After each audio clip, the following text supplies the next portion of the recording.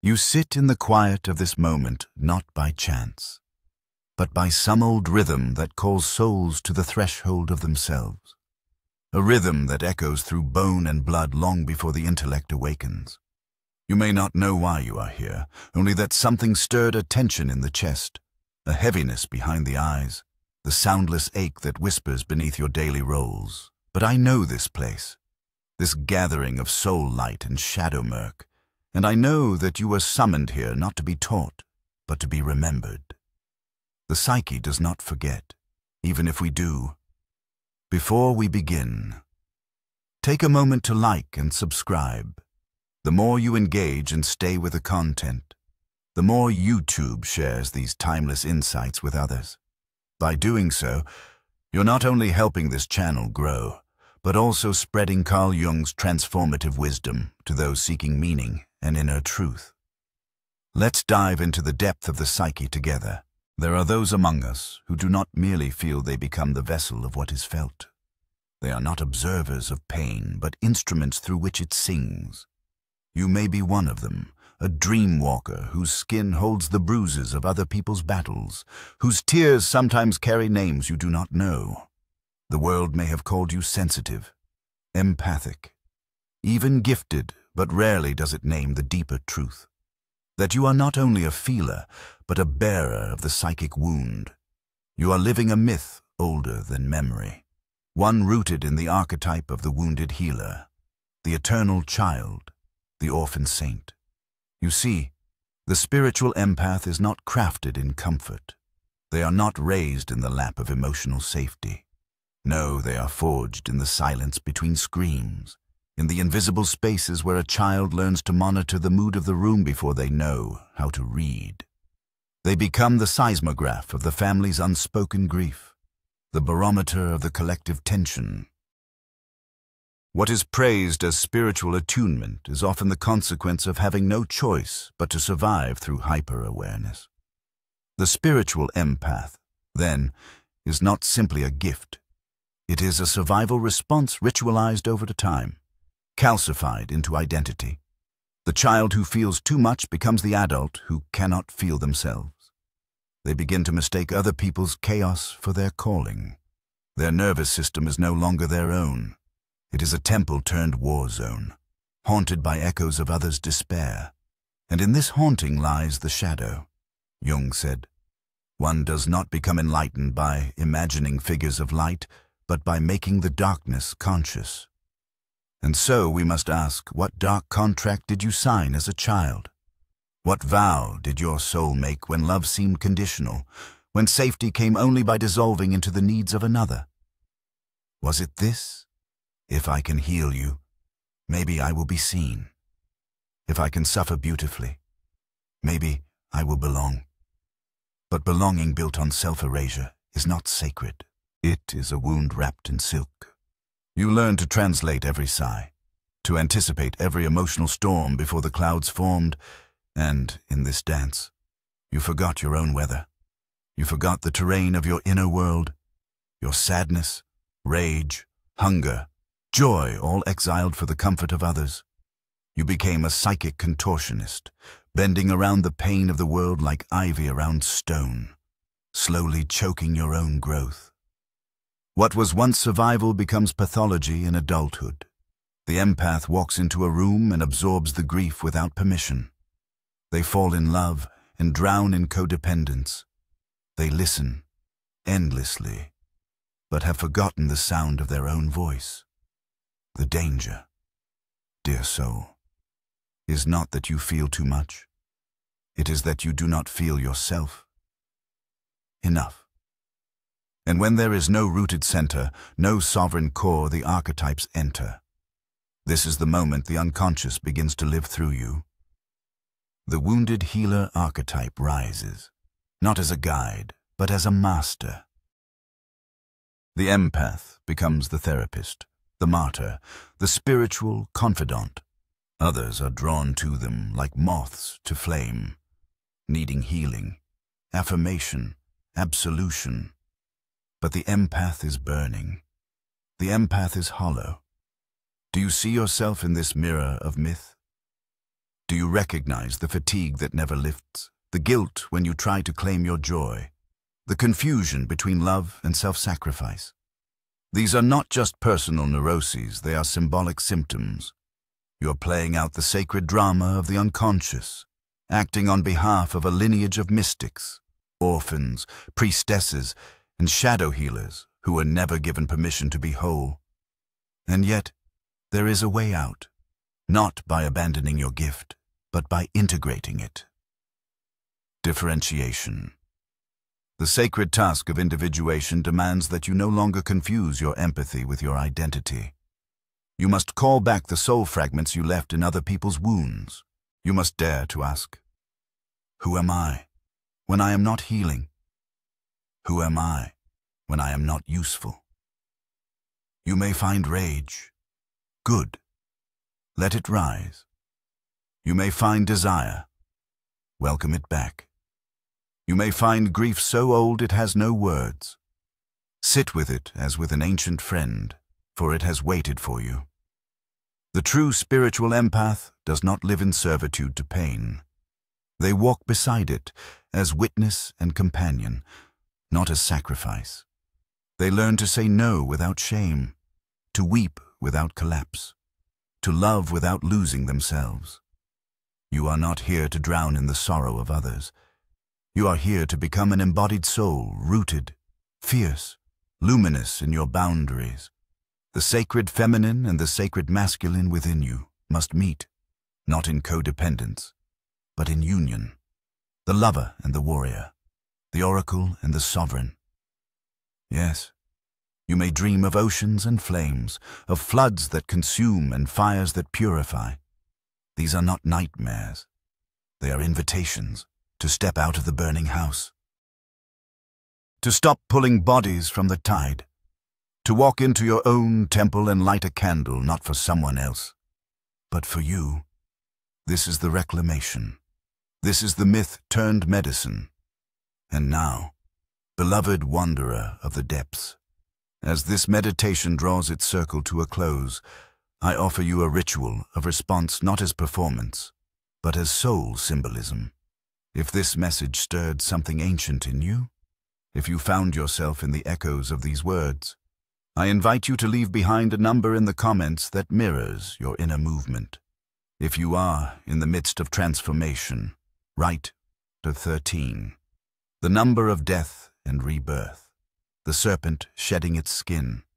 If you are awakening to your shadow, leave 7, the sacred number of initiation, solitude, and the path inward. If you are learning to embody your light without losing your soul, offer 22. The master builder, the one who brings spirit into form. And if you are only beginning, unsure but willing, write the fool's number, the beginning of the great arc of individuation. Let this not be an algorithmic gesture, but a symbolic act, a ripple across the collective field that says, I am here, I am remembering, I am becoming. And so we continue, together, beneath the surface, where truth is not taught but revealed in dream, in symbol, in the slow unfolding of the self. What is repressed in the empath is not evil, but selfishness. Yes, I said it's selfishness. The right to say no, the right to desire, the right to feel anger and not transform it into a smile, the right to rest, the right to demand care instead of always offering it. But because these qualities were shamed or punished in childhood, they were sent into the unconscious. The empath then becomes a person who identifies with light kindness, compassion, selflessness, and disowns their shadow. But the psyche, as you know, does not tolerate imbalance. The disowned shadow leaks out, sometimes in passive aggression, sometimes in psychosomatic illness, sometimes in uncontrollable resentment toward those they help. The very people they serve become their prison. The spiritual empath must confront this shadow or else be devoured by it. They must reclaim their anger, not as violence, but as boundaried energy. They must honor their exhaustion, not as failure, but as the body's wisdom. They must listen not only to the pain of others, but to their own soul's weeping. And now we enter the most difficult terrain, the collective unconscious. For the empath is not only absorbing individual pain. No, they are often absorbing the grief of a broken world. War, injustice, ancestral trauma. These live in the psychic field, and the sensitive individual picks up on them like a radio tuned to frequencies that others have long forgotten. They feel grief without cause. They mourn without memory. They carry the ache of centuries, and this can drive one mad if not recognized for what it is, a mystical, mesopoetic inheritance. You are not only your name, your biography. You are a vessel for ancestral patterns, archetypal forces, mythic echoes. The spiritual empath is often the descendant of those who are silenced, scapegoated, burned for their sensitivity. They are the child of the witch, the prophet, the wounded priest, and their pain is not just their own. It is the unfinished business of a lineage. But you must not let that lineage define you. You are not here to merely repeat the pain. You are here to alchemize it. That is the sacred task, not to carry all suffering, but to transform it first by owning what is yours and then by letting go of what is not. I have seen this countless times in my patients. The one who dreams nightly of drowning, who suffers vague fatigue, who walks into a hospital and leaves with symptoms they did not arrive with. Their body is a battleground of psychic residue, and when I trace it back through dream work, through active imagination, through analysis, we find the same truth. They were never taught where they end and others begin. And so the task emerges, one of differentiation without detachment. The spiritual empath must separate, not in order to abandon others, but to find the self, that ancient and eternal center of consciousness which alone can hold the tension of opposites without collapse.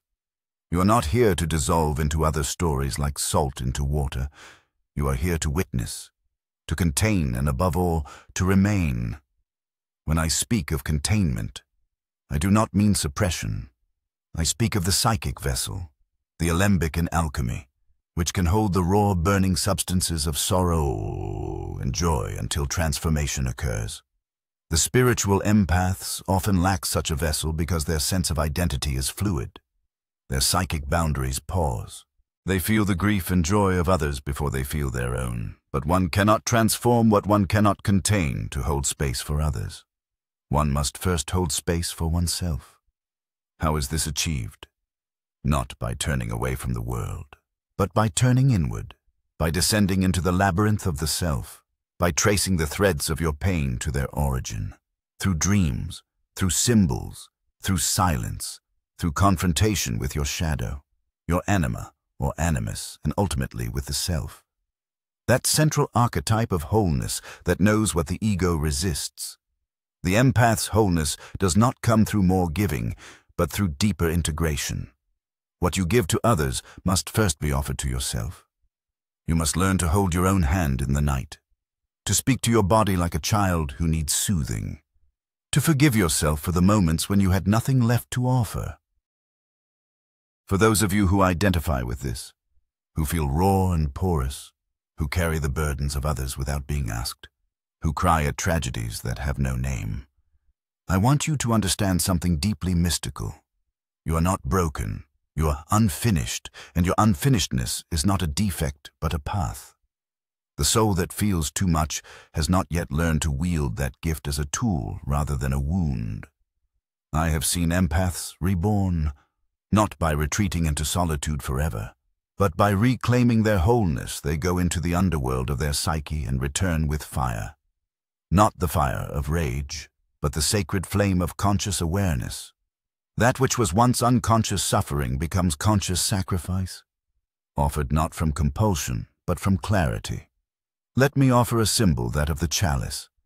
The spiritual empath is like a chalice that overflows when unguarded, spilling the contents of their heart into every passing soul. But the goal is not to stop being a chalice. It is to seal the cracks, to choose when to pour, to know what you carry, to hold wine, not poison, to nourish, not duplicate. Your sensitivity is not your enemy. It is a clay from which your inner temple is shaped. But clay must be fired to become strong. And that fire is the fire of confrontation with your past, your unmet need, your ancestral ghosts, and most terrifyingly, with your own rage. Yes, even the empath has rage, perhaps especially the empath. It is the rage of having been invisible, of being used, of never being allowed to want without guilt. But this rage is not evil. It is energy, and when honored, it becomes the foundation of boundaries, of identity, of dignity. You must not only ask, "What am I feeling?" but "Whose feeling is this?" And deeper still, what part of me is letting this enter without question? Because every psychic doorway has a keeper, and if the keeper is asleep, you will be entered by all manner of ghosts. One woman I treated years ago was a nurse. She would beep at the bedsides of her patients, take their anguish home, dream of their death, lose her own appetite for weeks after a stranger passed. She told me, "I feel like I'm living 1,000 lives that aren't mine." And I said to her, "Then whose life are you neglecting?" She paused, and for the first time in our work, she wept not for someone else, but for herself. That moment marked the beginning of her integration. You see, the empaths often over-identifies with the wounded child in others and in themselves. They project salvation outward. They try to heal the father. They could not reach the mother who did not see them, the sibling who disappeared into addiction. And they reenact that trauma in every friendship, every relationship, becoming healer, fixer, savior. But this pattern is not love. It is bondage. The path forward requires the return to the self, to sit with your own child self and say, "You don't need to save anyone. You are already worthy. You are already held." It is this inner holding that breaks the unconscious contract, that allows you to love without losing yourself, to serve without self-sacrifice, to listen without drowning. And then a miracle occurs. Your dreams begin to shift. No longer are you running through burning houses or drowning in oceans. Now you are lighting candles in dark corridors. You are swimming. Yes, but toward the light. You meet figures who guide rather than consume. You see your own face reflected in still water. These are not mere images. They are symbols of integration. Your psyche is reorganizing. You are becoming a self, not just a vessel. You may begin to feel anger without guilt. You may find the word no emerging on your lips like a sacred syllable. You may grieve the parts of you that were lost to others' demands. And you may feel a terror, the terror of being seen. Not for what you do, but for who you are. Stay with that terror. It is the birth canal of authenticity in time. You will begin to sense a new kind of empathy. Not the empathy that consumes, but the empathy that illuminates. You no longer walk into rooms seeking pain to absorb. You walk in carrying your own centered light. Others may still reach for you, but now you can discern. You can choose. You are not the ocean anymore. You are the lighthouse. And this lighthouse, let me be clear, is not invulnerable. It too must be tended. Its fire must be fed. The empath must create rituals of psychic hygiene, solitude, art, prayer, movement, analysis, silence, not as luxuries, but as necessities. The world does not teach sensitive souls to tend themselves, but your inner world demands it. Otherwise, your gift will rot into resentment. As you walk this path, you will also encounter projections, people who resent your boundaries, who accuse you of being cold when you stop absorbing their chaos. Do not falter. When you stop playing a role in others' unconscious drama, They may rage. Let them. You are not their savior. You are not their sacrifice. The great task of the spiritual empath is to become sovereign. Sovereignty does not mean isolation. It means inner authority. It means living from the self and the self. That divine center does not demand your exhaustion. It seeks your wholeness. Now we must speak of something subtler still, of transmutation. For the empaths who begins the journey by absorbing the world's suffering must not end their journey simply with boundaries, though that is the first act of healing. The greater work, the holy labor of the mystic path, is the alchemy of suffering to convert the raw chaos of collective pain into the gold of awakened consciousness. This is no metaphor. It is a psychic process, as real as digestion. Just as the body metabolizes food, the soul must metabolize sorrow. And here the spiritual empath is not merely a feeler. They are at their highest an alchemist of the soul, but only when they have passed through the fires of their own disintegration and emerged with the philosopher's stone, that symbol of the integrated self, capable of transformation without self-destruction. When I studied the dreams of those with spiritual sensitivity, a pattern emerged. Symbols of decayed corpses. Broken buildings would shift over months into symbols of rebirth. Green shoots emerging from soot. Strangers handing them keys. Animals guiding them across rivers. These are the subtle whispers of the unconscious saying, "You are ready. You have grieved. You have died to the identity that was never truly yours. Now you may leave."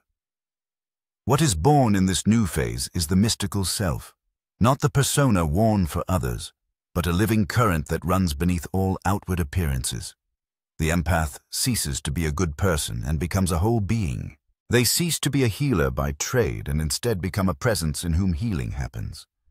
They do not try to help. Their very being becomes medicine. It is here that we touch the archetype of the wounded healer once more. But this time in its integrated form, not as martyr, but as initiate. The healed empath has descended into the underworld of their own fragmentation and returned not as a rescuer, but as a guide. They no longer mistake sympathy for salvation. They understand that to love another is to stand in full presence, not to fix, not to fuse, but to be with. This is a sacred act. To stand in presence with another's sorrow while remaining rooted in your own being is the mystical union of opposites, compassion and containment, feeling and form. It is the alchemical marriage of the feminine and masculine energies within the empath. Once flooded by feeling, now becomes the sacred vessel in which those feelings are blessed by consciousness. Dreams in this phase often reveal symbols of union, the wedding of strangers, the merging of rivers, the appearance of divine twins. These are not to be interpreted literally. They signify the euros gamos, the sacred inner marriage between the conscious and unconscious, the feeling and the form, the soul and the ego. This is the foundation of individuation, the becoming of what one is, fully, wholly, divinely, and now something happens almost imperceptibly. The empath begins to feel joy again, not as a fleeting moment, but as a birthright. Their joy no longer feels selfish. It becomes sacred. They allow themselves pleasure, laughter, even desire, not as distractions from their spiritual path, but as expressions of it. This is revolutionary for the empath, whose early life often equated joy with guilt. But beware. This is the moment the old identity may rise up like a ghost. The part of you that only knew how to matter through suffering will whisper, "You've changed. You're abandoning your purpose. You're becoming selfish." These are not truths. They are echoes of the unconscious contract you made long ago to earn love through pain. You must, at this point, ritually break that contract, not with anger, but with reverence. Perhaps you write a letter to the younger self who carried that burden. Perhaps you bury the objects of your former martyrdom. Perhaps you speak aloud, in sacred space. I release the vow to suffer in order to belong. I choose to live in wholeness now. Such ritual matters. The psyche responds to image, to symbol, to intentional enactment. This is why dream work, art, dance, prayer, and silence are not hobbies for the empath. They are spiritual disciplines. Through them, the unconscious becomes known. The soul speaks. You may ask, is it not lonely to stop fusing with others? To stand in sovereignty instead of merging in sympathy? And the answer is yes. At first, it is terribly lonely. But this is the sacred loneliness of the mystic. The desert before the oasis. The stillness before the voice. The loneliness is a threshold, and once crossed, it opens into a community of souls who no longer seek to be saved or to save, but to see and be seen. In that place, love emerges, not as sacrifice, but as reverence. You begin to form relationships that are not based on your ability to absorb pain, but on your willingness to be fully present.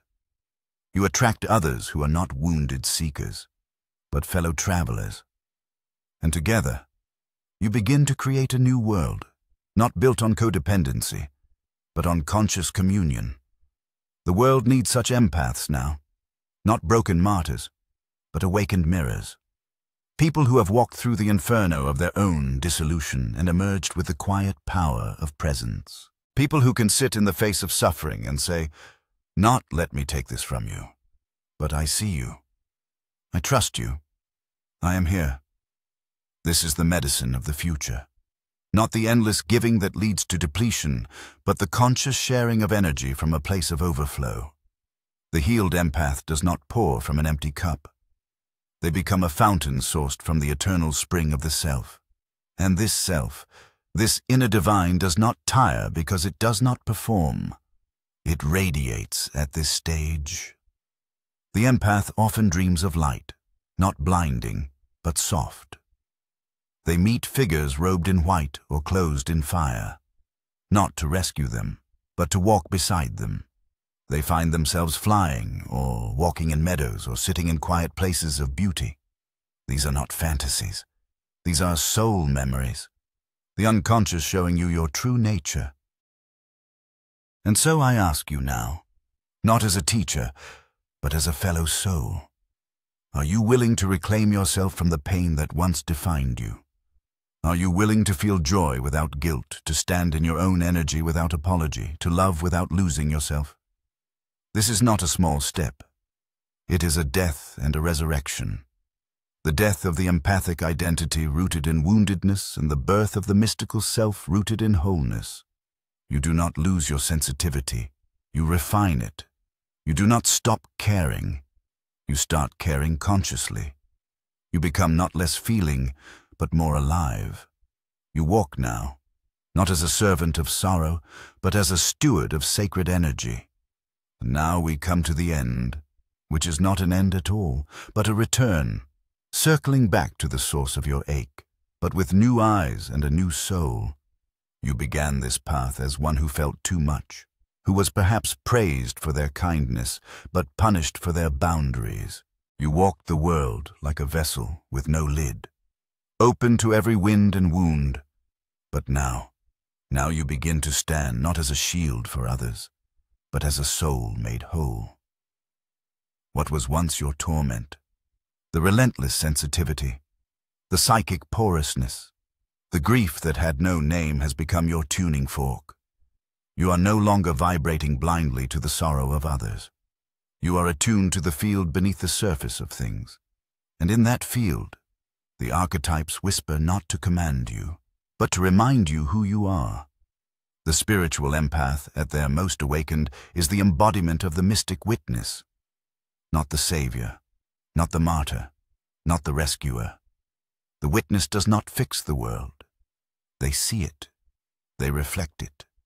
They allow the unspoken to become visible, and in that seeing, in that sacred presence, healing happens not through effort, but through essence. To become a mystic witness is to live as a threshold between the seen and unseen, between form and formlessness. Your presence becomes a portal through which others may find themselves again. You speak less, but your words carry weight. You no longer chase suffering. It finds you because your aura now says, "I can hold this without being consumed." And yet, you are no longer willing to carry what is not yours. You recognize projection. You decline enmeshment. You serve not the ego needs of others, but the deeper self in them that seeks reflection, not rescue. This transformation is not linear. There are regressions, moments when the old identity returns like a familiar ghost, asking you to bend, to bleed, to be useful again in the ways you once were. But now you recognize it. You speak gently to that part. You say, "I know why you're here, but I don't need you to protect me anymore." And in that moment, you reparent yourself. You become the mother and father you never had. You become the sacred inner guardian. That guardian watches not just over your time and energy, but over your dreams, for now. You know, the dream world is not separate from the waking one. It is the deeper conversation. It is where the unconscious reveals the hidden choreography beneath your life. And so you pay attention, you keep a journal, you honor symbols, you follow synchronicities, not as curiosities, but as compass points. You know now that the psyche speaks in image and that your life is a living myth waiting to be interpreted. What then is the deeper purpose of the empath in the world? I have come to believe it is this: to act as bridges between dimensions of consciousness in a fragmented age where reason has devoured mystery and the heart is often sacrificed at the altar of productivity. The awakened empath reminds the world that the soul is real, that it bleeds, longs, listens, dreams. You are the keepers of emotional reality. You are the voices of the invisible, and your strength does not lie in how much pain you can carry, but in how deeply you can transmute that pain into presence. This is not a metaphor. It is psychic labor. It is alchemical work, and it is needed now more than ever. The modern world suffers from dissociation, a loss of feeling, a numbing of the collective body. The empath, when awakened, becomes the nervous system of the culture, helping it feel again, but not chaotically, consciously. You do this not by becoming louder, but by becoming clearer. Your clarity is your teaching. Your boundaries are your medicine. Your embodiment is your teaching. When you say no from a place of sovereignty, you teach the world that empathy without selfhood is not virtue. It is violation. And now something beautiful begins to emerge.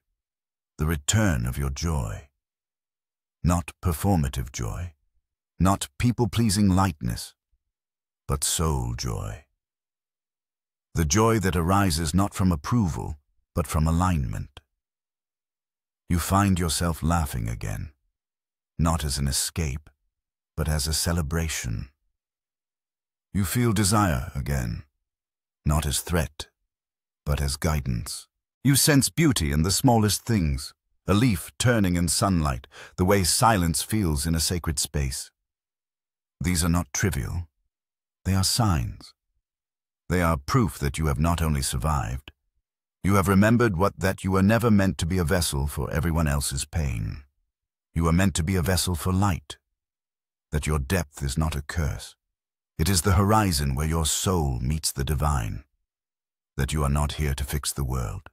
You are here to reveal it, to reflect its pain and its glory, to be a mirror so clear that others finally see the truth of who they are. But let us not end in abstraction. Let us return to your body, for this is where it all lives. Your nervous system is not a burden. It is your instrument. Your breath is not irrelevant. It is your lifeline.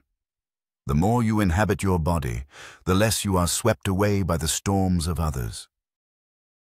The more you ground into your root, the more the archetypes bow to you, not as master or slave, but as partner in becoming the final integration. Then is this to live the myth of your own life? To see yourself as the protagonist of a sacred story, not as victim, not as rescuer, but as one who is becoming whole, the spiritual empath who has walked through fire, through water, through shadow, now stands in the center of their own soul, not needing to be more or less than they are. And from this center you radiate. You become the flame others gather around, not to take, but to remember their own fire. You become the clear pool in which others glimpse their true face. You become what the mystics have always been, a place where the visible and invisible kiss, not because you tried, but because you are. This beloved one is the dark truth that the world did not break you. It initiated you. Now walk in your light and carry nothing that isn't yours. Amen.